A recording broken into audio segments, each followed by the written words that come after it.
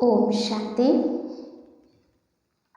आज 3/6/1971 के भगवान के महावाक्य हैं।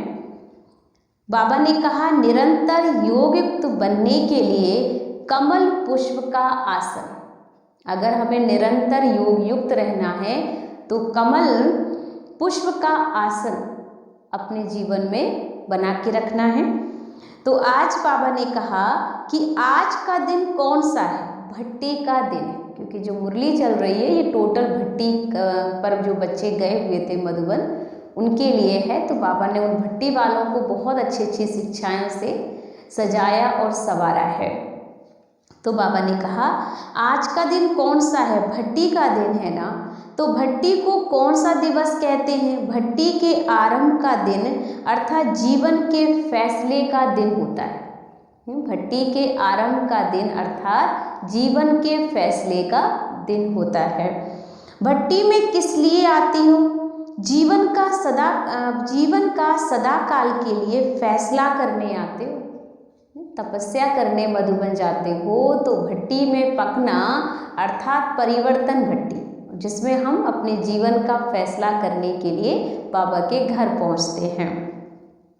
सभी इस लक्ष्य से आए हो, क्योंकि भट्टी में आने से बाप दादा द्वारा व अनन्य बच्चों के द्वारा एक गिफ्ट मिलती है। वह कौन सी है? जो चीज़ मिलती है सुनाया भी सहज होता है। दो चार ने अपना अपना विचार सुनाया। जो भी बातें सुनाई हैं उन सभी बातों की प्राप्ति का आधार कौन सा गिफ्ट है? वह है बुद्धि का परिवर्तन। गिफ्ट कौन सी मिलेगी? बुद्धि का परिवर्तन। रजोगुणी व व्यक्त भाव की बुद्धि से बदल सतोगुणी अव्यक्त भाव की दिव्य बुद्धि। जिस दिव्य बुद्धि की प्राप्ति से ही अव्यक्त स्थिति व योगिक स्थिति को प्राप्त कर सकते हैं। अव्यक्त स्थिति या योगिक स्थिति को हम प्राप्त कर सकते हैं। तो गिफ्ट कौन सी हुई? दिव्य सतोगुणी बुद्धि। तो बुद्धि के परिवर्तन से ही जीवन का परिवर्तन होता है। जब बुद्धि का परिवर्तन होना अर्थात अपने जीवन का परिवर्तन होना। तो दिव्य बुद्धि की गिफ्ट विशेष भट्टी में प्राप्त होती है। अब उस गिफ्ट को यूज करना व सदा काल के लिए कायम रखना ये अपने ही हाथ में होता है। उसको कायम रखना ये अपने ही हाथ में होता है। लेकिन गिफ्ट सभी को प्राप्त होती है।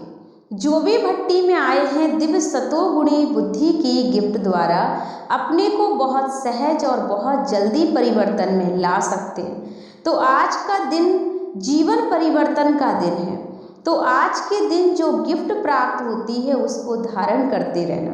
ज्ञान तो सुनती ही रही हो, लेकिन भट्टी में क्या करने आती हो? ज्ञान स्वरूप बनने के लिए भट्टी में आती हो। बाबा ने कहा, बच्चे भट्टी में आए अर्थात ज्ञान का स्वरूप बनने के लिए। योग की नॉलेज व योग का अभ्यास भी करती आई हो, लेकिन भट्टी में आती हो सदा योगिक होकर रहने का पाठ पक्का करने के लिए। तो निरंतर योगिक बनने के लिए कौन सी सहज युक्ति भट्टी के द्वारा प्राप्त करनी है? बाबा का कहना है कि निरंतर योगिक बनने के लिए कौन सी सहज युक्ति भट्टी के द्वारा हमें प्राप्त करनी है। तो वो युक्ति है कि जो हठयोगी हठ या तपस्या करते हैं, तो तपस्या के समय आसन पर बैठते हैं तो भिन्न भिन्न आसन होते हैं। तो आप लोगों के लिए सदा योगिक बनने के लिए कौन सा आसन है? निरंतर योगिक अवस्था सहज रहे, इसके लिए बाप दादा सहज आसन बच्चों को बता रहे हैं। वह है कमल पुष्प का आसन। तो कमल आसन कहती हो ना, देवताओं के जो चित्र बनाते हैं तो उसमें किस पर बाबा ने कहा, तो उसमें किस बात पर खड़ा हुआ व बैठा हुआ दिखाते हैं? कमल के ऊपर ही देवताओं को खड़ा हुआ या बैठा हुआ दिखाते हैं। कमल का फूल इतना न्यारा और प्यारा रहने की प्रेरणा देता है, जो कि गृहस्थ जीवन में बहुत बड़ा अहम रोल निभाता है। तो बाबा ने कहा कि कमल आसन पर दिखाते हैं। तो कमल आसन कहती हो ना, देवताओं के जो भी चित्र बनाएंगे तो कमल के ऊपर। तो निरंतर कर्म करते हुए भी सहज योगयुक्त बनने के लिए सदैव ही कमल आसन अर्थात अपनी स्थिति कमल पुष्प के समान रखेंगे। ये खुद से वादा करेंगे कि हमें अपनी जो स्थिति बना के रखनी है वो कमल आसन के समान रखेंगे, तो निरंतर योगयुक्त बन ही जाएंगे। जब स्थिति कमल आसन के समान होगी तो हमारी स्थिति होने से निरंतर हम योगी आत्मा बन जाएंगे। लेकिन कमल का पुष्प बन इस आसन पर इस स्थिति में रहने के लिए क्या करना पड़ेगा? तो अपने को लाइट बनाना पड़ेगा। ये स्थिति बनाने के लिए क्या करना पड़ेगा? अपने को लाइट बनाना पड़े, हल्का भी और प्रकाश स्वरूप भी। कमल का पुष्प कितना ज्ञान युक्त है, कमल पुष्प को देख ज्ञान की स्मृति आती है। जैसे जैसे बाबा कहते आप कमल का पुष्प देखते हैं तो आपको ज्ञान की स्मृति आ जाती है, ज्ञान स्वरूप की स्मृति आती है। तो ज्ञान स्वरूप की स्मृति आती है ना, फिर बाबा कहते हैं अपने को लाइट बनाना पड़ेगा, हल्का भी और प्रकाश स्वरूप भी बनाना पड़ेगा। तो कमल का पुष्प कितना ज्ञान युक्त है, कमल पुष्प को देखकर स्मृति में आएगा कि कमल आसन पर विराजमान रहने से हम सदा ही योगयुक्त बन सकते हैं। अगर हम हर घड़ी कमल फूल पर अपने आप को देखें तो बाबा ने कहा आप बच्चे कमल फूल के समान योग युक्त आत्मा बन सकते हैं। आसन कभी भी छोड़ो नहीं, चाहे कैसी भी चीजें परिस्थितियां आ जाएं, लेकिन हमें अपना सोमान रूपी आसन कभी भी नहीं छोड़ना है। ये कमल पुष्प समान स्थिति का आसन सदा कायम रखना है, अर्थात इस पर सदा हमें स्थित रहना है। कुछ भी हो लेकिन हमारी स्थिति डामाडोल नहीं होनी चाहिए। तब भविष्य में भी राज सिंहासन इतना ही समय कायम रहेगा। अगर इस समय बाबा ने अगर इस आसन पर नहीं बैठ सकते हो, अर्थात इस स्थिति में स्थित नहीं हो सकते हो, तो सिंहासन को भी प्राप्त नहीं कर सकेंगे। अगर इस स्थिति में स्थित नहीं रहोगे तो सिंहासन को भी प्राप्त नहीं कर सकेंगे। तो राज सिंहासन प्राप्त करने के लिए पहले कमल आसन पर स्थित रहने का अभ्यास करना पड़े। इस सिंहासन पर पहुंचने के लिए हमें कमल आसन का सिंहासन लेना पड़े। भट्टी में आए हो अपने को सभी प्रकार से बंधन से मुक्त करके हल्का बनाने के लिए, वह सदा कमल पुष्प की स्थिति में स्थित होने के लिए, तो आसन पर विराजमान रहने का अभ्यास सीखने के लिए, तो जो भी बोझ हो वह सभी प्रकार का बोझ भट्टी में खत्म करके जाना। बाबा ने कहा जो भी बोझ हैं वो सारे बोझ इस भट्टी में खत्म करके जाना। चाहे मन के संकल्पों का बोझ हो, चाहे संस्कारों का बोझ हो, चाहे दुनिया की कोई भी विनाशी चीज़ों प्रति आकर्षित होने का बोझ हो, चाहे लौकिक संबंधी की ममता का बोझ हो, तो सभी प्रकार के बोझ कहो व बंधन कहो, उन्हों को खत्म करने के लिए भट्टी में आए हुए हो। सभी प्रकार के बंधन खत्म करने के लिए ही सभी बच्चे भट्टी में आए हुए हैं। तो अभी अपने जीवन की उन्नति का गोल्डन चांस ये भट्टी है, और इस चांस में जो जितना चांस लेते हैं उतना ही सदा काल के लिए अपने जीवन को आगे बढ़ा सकेंगे। जो चांस लेंगे वही जीवन को आगे बढ़ा सकेंगे। भट्टी में कौन सा लक्ष्य रखकर आई हो, संस्कारों को परिवर्तन में लाकर फिर क्या बनने का लक्ष्य रखा, तो ये ग्रुप विशेष किस बात में सभी ग्रुप से अच्छा है यह मालूम है।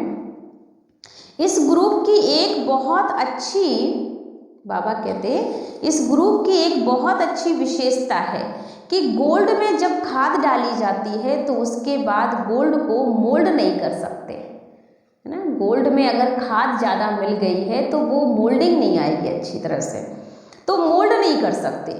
ओरिजिनल गोल्ड जो होता है ना उसको मोल्ड भी कर सकते हो, क्योंकि जो ओरिजिनल चीज़ होती है उसे जैसा मोल्ड करना चाहे वैसा कर सकते हैं। लेकिन अगर उसमें मिलावट हो जाती है किसी प्रकार की खाद की, तो बाबा कहते हैं वो गलत चीज़ें मिलावट होने से उसकी जो क्वालिटी डाउन होती है और उससे उस पर जो है वो टाइटनेस आ जाती है। जिस कारण से हम जैसी उसे आकृति देना चाहते हैं इजली तरीके से वो हम दे नहीं पाते। तो बाबा ने कहा ऐसे समझे कि सच्चा सोना है, उनमें कोई खाद नहीं है। तो आप लोग अपनी विशेषता को जानते हो। इस ग्रुप को देखकर ऐसे लगता है जैसे जब वृक्ष नया लगाया जाता है तो पहले बहुत कोमल और सुंदर छोटे छोटे पत्ते निकलते हैं जो बहुत प्रिय लगते हैं। तो यह ग्रुप भी नए पत्ते हैं लेकिन कोमल है और कोमल सख्त चीज़ें होती हैं ना, तो कोमल अर्थात संस्कारों की हड्डियाँ इतनी सख्त नहीं हैं जो चेंज नहीं हो सके। तो छोटे बच्चे की हड्डियाँ पहले कोमल होती हैं, फिर जैसे जैसे बड़े होते हैं तो सख्त होती जाती है। छोटे बच्चे की हड्डियाँ पहले कोमल होती हैं, फिर जैसे जैसे आगे बढ़ता जाएगा वैसे वैसे उसकी हड्डियाँ भी स्ट्रॉन्ग हो जाती है। देखो बाबा ने आज ना दो बातों पे बहुत अच्छी बात कही। एक तो हमें गोल्ड को लेकर कहा कि जितना नेचुरल ओरिजिनल गोल्ड होगा वो उतने जल्दी मोल्ड होगा। तो जितनी हमें विशेषताएं भरी होंगी, जितना हम नेचुरल अपने स्वभाव में होंगे, उतने हमारे संस्कार हमारे अनुसार मोल्ड हो सकते हैं। दूसरी बात बाबा ने देखो बहुत अच्छी कह दी हमें कि जितना जो बच्चा छोटा होता है उसकी हड्डियां कहते हैं ना बहुत ही ज़्यादा फोल्डिंग में होती, जैसे चाहे वो बच्चे को हम मोड़ सकते हैं। तो उस समय की हड्डियां उसकी बहुत सॉफ्ट होती हैं। तो बड़े होने के बाद उसकी हड्डियां टाइट हो जाती हैं, फिर वो चीज़ नहीं हो पाती। इसलिए छोटेपन में ही जब सर्कस होता है या कोई भी ऐसी फील्ड में जो लोग भेजते हैं ना, तो बच्चों को बचपन से ही भेजते हैं, जिस कारण से वो चीज़ें वो करना उनके लिए सहज हो जाता है। लेकिन जैसे जैसे बच्चा बड़ा होता जाता है तो उसके अंदर वो चीज़ें फोल्डिंग मोल्डिंग वाली स्थिति बहुत कम हो पाती है, और अगर होती भी है तो टूटने का बहुत डर रहता है। तो बाबा ने इसलिए कहा, इसको एग्जाम्पल दिया है इसको अपने आप से, कि जैसे जैसे बड़े होते हो तो सख्त होते हो। तो ये ग्रुप भी कोमल संस्कारों वाला है। माने जो छोटी छोटी कन्याएं या बच्चियां आई हैं तो बाबा कहते हैं ये सब कोमल कन्याएं हैं, अभी हम उनको जैसा मोड़ना चाहें इन बच्चों को अभी हम मोड़ सकते हैं, लेकिन इन संस्कारों को परिवर्तन करना सहज हो जाएगा। तो कड़े संस्कार वाले तो नहीं होना, क्योंकि कड़े संस्कार वालों को जो है बाबा कहते हैं वो टाइट है, तो उन्हें बदलना ईजी नहीं होता। फिर बाबा ने आज एक बहुत अच्छी मुलाकात की हमारी दादी जी से। तो दादी जी 2 दिन के लिए मद्रास सर्विस पे जाने के लिए बाप दादा से छुट्टी ले रही थी। तो बाबा ने बात करते हुए कहा कि जो विश्व के राजे बनने वाले होते ना, उन्हों की विशेषता यह है कि सर्व आत्माओं को राजी रखना है। बाबा ने कहा जो विशेष आत्माएं होती हैं तो सर्व आत्माओं को राजी रखना। महारथियों के कदम कदम में पद्मों की कमाई रहती है। सीता माता भी छुट्टी ले रही है, अपने को समर्थ आत्मा समझ इस शरीर को देख रही हो। तो साक्षी अवस्था भी स्थिति में स्थित होने से शक्ति मिलती है। जैसे कोई कमजोर होता है तो उनको शक्ति भरने के लिए ग्लूकोज चढ़ाते हैं। तो जब अपने को शरीर से परे अर्थात अशरीरी आत्मा समझते हो तो ये साक्षीपन की अवस्था शक्ति भरने का काम करती है। जितना साक्षी स्थिति में आओगे उतना ज़्यादा शक्ति भरती जाएगी, और जितना समय साक्षी अवस्था की स्थिति रहती है उतना ही बाप साथी भी याद रहता है, अर्थात साथ रहता है। तो साथ भी है, साक्षी भी है। एक साक्षीपन की शक्ति, दूसरा बाप के साथी बनने की खुशी की खुराक। तो बताओ फिर क्या बन जाएगी? निरोगी, शक्ति रूप न्यारी और प्यारी। तो इस समय ऐसी न्यारी प्यारी स्थिति में स्थित हो।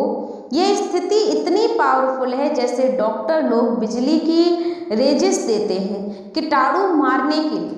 तो यह जो स्थिति भी ऐसी पावरफुल है जो 1 सेकंड में अनेक विकर्मों रूपी कीटाणुओं को भस्म कर देने वाली होती है।